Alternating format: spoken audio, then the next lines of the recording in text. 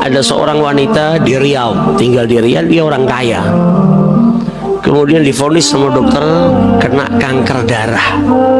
Jadi terkena penyakit kanker darah, maka butuh perawatan yang luar biasa. Maka wanita tadi karena sudah tua, penyakitnya juga penyakit serius, dia pakai pembantu di rumahnya yang bantu dia keseharian, nyiapkan obatnya, nyiapkan makan, minum. Maka dia sewa seseorang yang bekerja merawat dirinya, orang Indonesia. Orang Indonesia ini bekerja tiap hari menyediakan obat, ngerawat si wanita tua tadi karena dalam keadaan sakit. Tapi si pemilik rumah ini, majikan ini, selalu dapetin orang yang bantu dia ini, orang Indonesia ini suka masuk ke kamar mandi. Terus kalau masuk ke kamar mandi lama. Jadi normalnya orang biasanya ada ke belakang buang air kecil, buang air besar. Biasanya kalau sehari mungkin 4-5 kali. Ini wanita lebih sering daripada itu, beberapa jam sekali masuk kamar mandi. Kalau sudah di kamar mandi lama. Sampai akhirnya dia panggil itu wanita tadi. Saya ini suka ngeliatin Anda dalam sehari itu sering mondar-mandir masuk kamar mandi. Sudah gitu kalau di kamar mandi lama. Kenapa? Wanita ini nggak nuntut kau harusnya kerja lebih fokus ke pekerjaanmu. Dia cuma tanya, kenapa kok kau sering mondar-mandir masuk kamar mandi dan kalau di kamar mandi lama?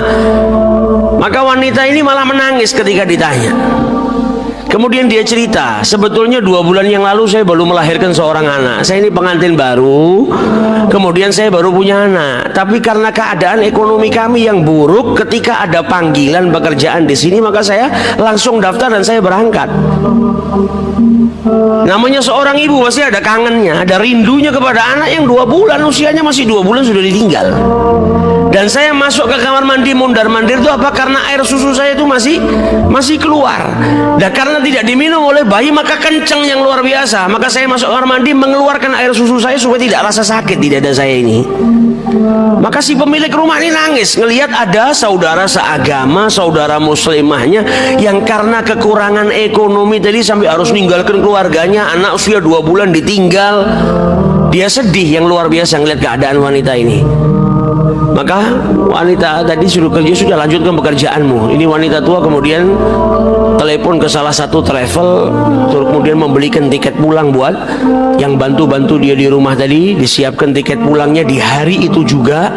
Kemudian dipanggil dari pembantunya, ini tiket pulangmu, kau pulang hari ini supaya kau bisa menyusui anakmu. Dan ini gajimu 2 tahun. Kontraknya 2 tahun ini, dikasih gajinya 2 tahun. Ini gajimu 2 tahun. Kau pergi ke negaramu sekarang, pulang ke sana, susuin anakmu, didik anakmu, rawat anakmu. Kalau setelah 2 tahun kau masih ingin kerja di sini, dikasih nomor teleponnya, saya akan terima kau. Yang penting sekarang kau pulang, kau beri makan anakmu, kau rawat anakmu. Maka wanita tadi pulang akhirnya, pulang sampai negaranya, sampai Indonesia, kemudian bisa merawat anaknya karena punya cukup uang untuk 2 tahun. Gajinya 2 tahun diberikan secara cuma-cuma. Ini perempuan setelah bantu si pembantu tadi pulang, beberapa hari setelahnya waktunya check up. Ketika di check up darahnya sama dokter nggak ada penyakitnya, nggak ada kankernya. Sampai dokternya ini bingung, dilakukan pengecekan 2 kali, dilakukan pengecekan 3 kali. Loh, ini perempuan sudah kena penyakitnya parah, kanker di darahnya. Kok tiba-tiba dicek berapa kali nggak ada kankernya, 0%. Maka sampai ditanya sama dokternya, kau ini minum obat apa?